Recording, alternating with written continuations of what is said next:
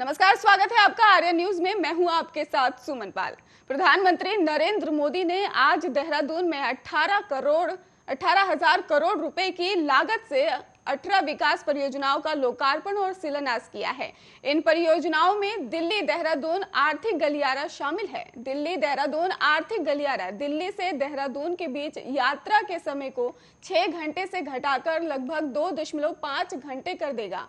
इसमें हरिद्वार, मुजफ्फरनगर, शामली, यमुनानगर और बागपत और मेरठ बड़ौद से संपर्क के लिए 7 प्रमुख जो इसमें शामिल होंगे। और इसमें आपको बता दें कि वन जीवों के लिए भी बिना रोक टोक आवागमन के लिए एशिया का सबसे बड़ा वन्यजीव एलिवेटेड गलियारा जो है वो भी शामिल होगा। और साथ ही देहरादून में दत्त काली मंदिर के पास 340 मीटर लंबी सुरंग वन्य जीवों पर होने वाले प्रभाव को कम करने में मदद करेगी। और इसके अलावा गणेश्वरपुर में भी और देहरादून खंड में वाहनों को जंगली जानवरों से टक्कर से बचने के लिए जानवरों के लिए कई रास्ते बनाए गए हैं। दिल्ली देहरादून आर्थिक गलियारों में 500 मीटर के अंतराल में वर्षा जल संचलन और 400 से ज्यादा पानी के रिचार्ज पॉइंट की व्यवस्था भी होगी। और दिल्ली देहरादून आर्थिक गलियारे से ग्रीनफील्ड संरेखण और परियोजना सहारनपुर के हलगोवा से हरिद्वार के भद्राबाद को जोड़ने वाली परियोजना का निर्माण 2000 करोड़ रुपए से अधिक की लागत से किया जाएगा। और यह परियोजना दिल्ली से हरिद्वार तक निर्बाध संपर्क प्रदान करेगी और यात्रा के समय को भी कम करेगी।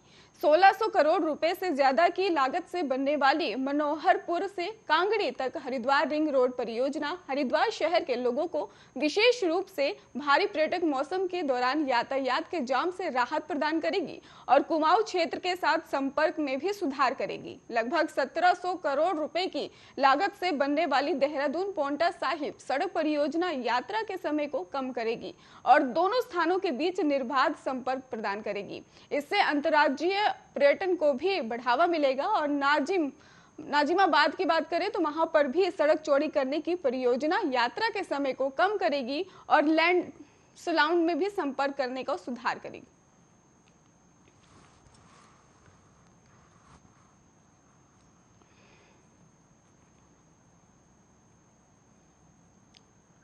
केंद्रीय गृह मंत्री अमित शाह ने कहा कि 2019 में अनुच्छेद 370 के प्रावधान निरस्त होने के बाद से ही कश्मीर में शांति है। वहां व्यवसाय के लिए अच्छा निवेश हो रहा है और पर्यटक आ भी रहे हैं। उन्होंने कहा कि प्रधानमंत्री नरेंद्र मोदी ने देश में कोविड-19 की दूसरी लहर के दौरान ऑक्सीजन की कमी से सफलतापूर्वक निपटने के लिए संसाधनों का उचित इस्तेमाल सुनिश्चित किया है।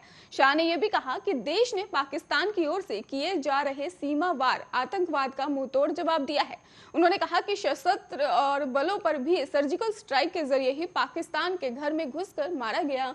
और शाह ने कहा कि किसी को विश्वास नहीं था कि अनुच्छेद 370 और 35A को हटाया जा सकता है, लेकिन प्रधानमंत्री नरेंद्र मोदी ने 2019 में ये कर दिखाया है। शाह ने कहा, मैं कह सकता हूं कि अब कश्मीर में शांति है, निवेश हो रहा है और पर्यटक आ भी रहे हैं। धीरे धीरे कश्मीर में हालात जो है वो सामान्य हो रहे हैं और वो देश के साथ ही एक होकर खड़े हैं। उन्होंने ये भी कहा कि मोदी सरकार ने पाकिस्तान में सर्जिकल स्ट्राइक के जरिए ये स्पष्ट कर दिया है कि भारतीय सीमा में घुसना इतना आसान नहीं है। शाह ने कहा कि अब तक इस काम को करने के लिए इजराइल और अमेरिका का ही नाम लिया जाता था, लेकिन अब भारत भी उस सूची में शामिल हो गया है। उन्होंने कहा कि हम सबके साथ शांति चाहते हैं, हमारी सीमाओं की सुरक्षा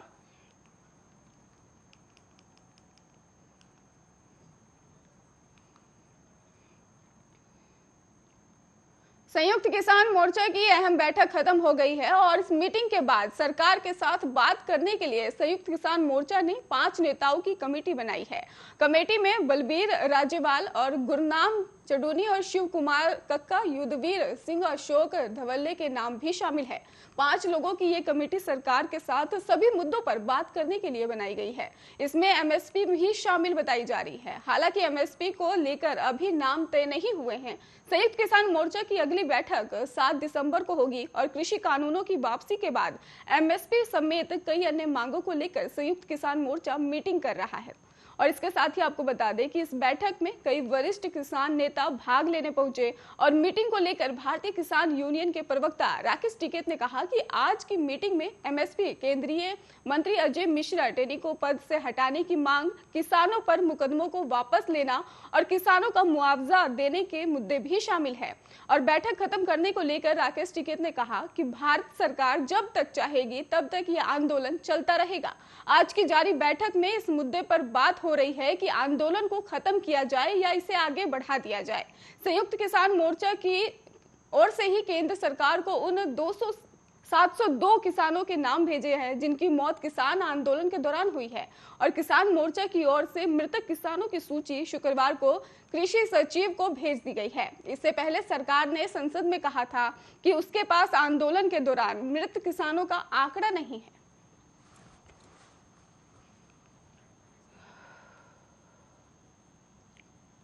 मुंबई के वानखेड़े में खेले जा रहे दूसरे टेस्ट में न्यूजीलैंड की टीम अपनी पहली पारी में सिर्फ 62 रनों पर ही सिमट गई और टेस्ट क्रिकेट में भारत के खिलाफ कीवी टीम का ये न्यूनतम स्कोर है।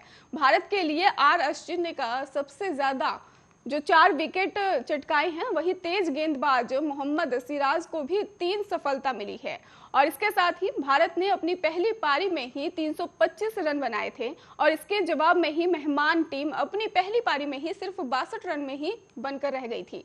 और इस बात को आपको बता दें कि इस तरह की टीम इंडिया को ही 263 रनों की बढ़त मिली है। हालांकि कप्तान विराट कोहली ने मेहमान टीम को फॉलो ऑन नहीं दिया है और इसके साथ ही भारत अपनी दूसरी पारी खेल रहा है और पहली पारी में ही भारत के खिलाफ न्यूजीलैंड के स्पिनर एजाज पटेल भारतीय बल्लेबाजों पर कहर बनाकर ही टूट रहे हैं और उन्होंने पहली पारी में ही भारत के 10 विकेट चटकाकर इतिहास रच दिया है।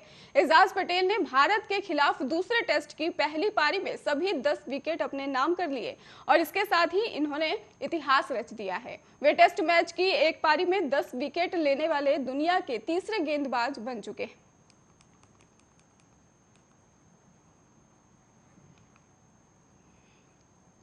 पश्चिम बंगाल की मुख्यमंत्री ममता बनर्जी आने वाले 2024 लोकसभा चुनाव की तैयारियों में जुट गई हैं। वहीं उनके मुंबई दौरे के कारण विपक्षी दलों की हलचलें भी बढ़ती हुई नजर आ रही हैं।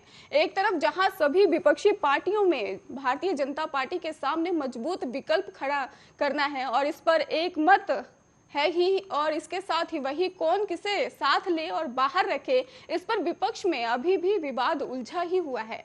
और वहीं पश्चिम बंगाल में सत्तारूढ़ दल के कांग्रेस पर निशाना साधते हुए कहा था कि कांग्रेस डीप फ्रीजर में चली गई है। एक आलेख में कहा गया है कि देश को फिलहाल एक वैकल्पिक मोर्चा की जरूरत है और विपक्षी दलों ने वो जिम्मेदारी ममता बनर्जी को दे दी है और खालीपन को भरने के लिए वे उनकी ओर देख रहे हैं।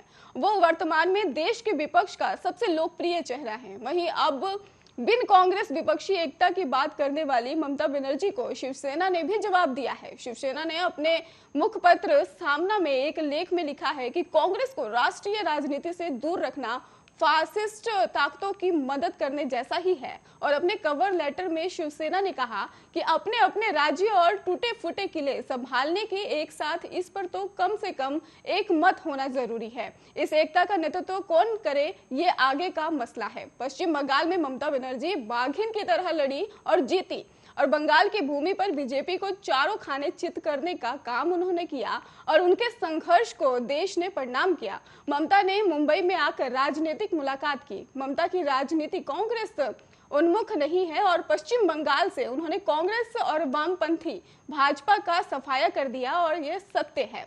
फिर भी कांग्रेस को राष्ट्रीय राजनीति से दूर रखकर सियासत करना यानी मौजूदा फासिस्ट राज की प्रवृत्ति को बल देने जैसा है।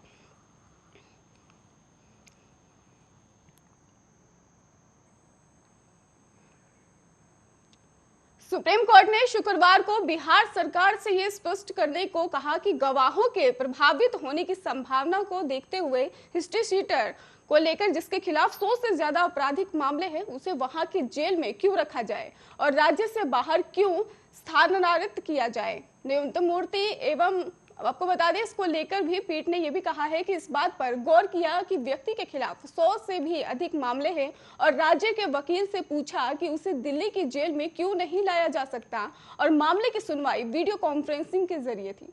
और शीर्ष अदालत ने बिहार के गृह विभाग के सचिव को यह सुनिश्चित करने के निर्देश दिए कि किसी भी व्यक्ति को बक्सर जेल में बंद सतीश पांडे से मिलने की अनुमति नहीं दी जाए। यह भी सुनिश्चित किया जाए कि उसे कोई मोबाइल फोन ना मिले और शीर्ष अदालत ने निर्देश दिया कि पांडे के खिलाफ लंबित सभी मामलों में उसे वीडियो कॉन्फ्रेंसिंग के जरिए संबंधित अदालत के समक्ष पेश किया जाए, ना कि व्यक्तिगत रूप से पेश किया जाए, ताकि उसे जेल से ले जाने और वापस लाने के लिए आवाजाही से बचा जा सके। पीठ ने मामले की सुनवाई अगले साल 4 जनवरी को तय करते हुए कहा कि सुनवाई की अगली तारीख से पहले ही राज्य को एक रिपोर्ट दाखिल करनी चाहिए जिसमें यह बताया जाए कि उसके खिलाफ कई आपराधिक मामले लंबित होने के बावजूद उसे बक्सर जेल में क्यों रखा जाना चाहिए या उसे नहीं रखा जाना चाहिए।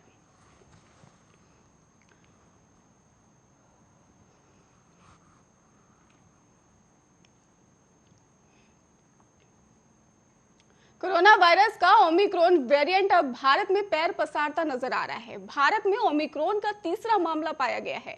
गुजरात में एक 72 साल के बुजुर्ग ओमिक्रॉन वेरिएंट से संक्रमित पाए गए हैं। वे जिम्बाब्वे से लौटे थे और गुजरात के जामनगर में ही यहां पहला ओमिक्रॉन का मामला सामने आया है।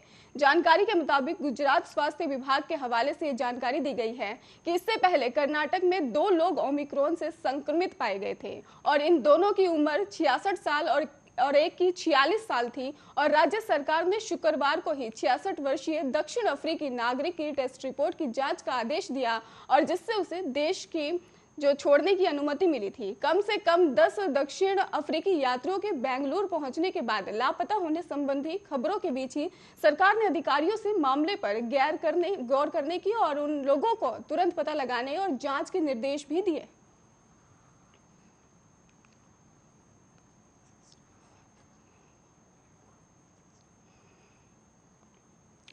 बहराइच में शनिवार को फार्मासिस्ट एसोसिएशन के सदस्यों ने अपनी 20 सूत्रीय मांगों को लेकर हड़ताल की घोषणा करते हुए सीएमओ ऑफिस के सामने प्रदर्शन किया। आपको बता दें कि एस सिंह ने बताया है कि वेतन विसंगतियों को दूर करते और भत्ते बढ़ाए जाने और फार्मासिस्ट का नाम फार्मेसी अधिकारी और चीफ फार्मासिस्ट का भी नाम चीफ फार्मासिस्ट अधिकारी करने जैसी 20 सूत्रीय मांगों को लेकर हम धरने पर बैठे हैं। हमारी मांगों को लेकर बार बार सरकार ने आश्वासन दिया था लेकिन वो पूरा नहीं हुआ है। उन्होंने बताया कि इसको लेकर भी 5 तारीख से लेकर 8 तारीख तक काला फीता बांधकर विरोध प्रदर्शन करेंगे और 9 तारीख से 16 तारीख तक 2 घंटे का कार्य बहिष्कार भी करेंगे। अगर इसके बाद भी हमारी मांगे पूरी नहीं हुई तो हम 17 से 19 तारीख तक पूर्ण रूप से इसका विरोध करेंगे।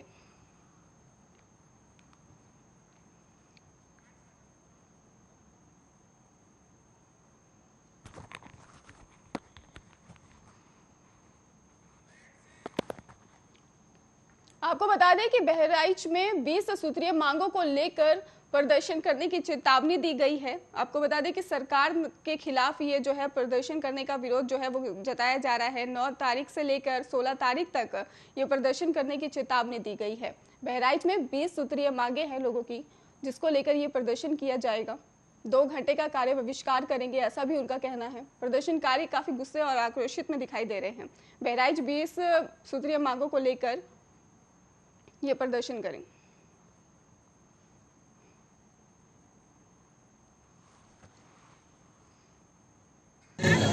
आज डिप्लोमा फार्मेसी एसोसिएशन जनता शाखा बहराइच यहाँ धरना पे बैठा हुआ है। मैं उसका अध्यक्ष हूँ और हम अपने प्रांतीय कार्यकारिणी के आह्वान पर ये कार्यक्रम कर रहे हैं। हमारी 20 सूत्रीय मांगे हैं जो सरकार के द्वारा बार बार आश्वासन के बाद आज तक पूरी नहीं हुई है, जिसके विरोध में आज हम धरना प्रदर्शन कर रहे हैं।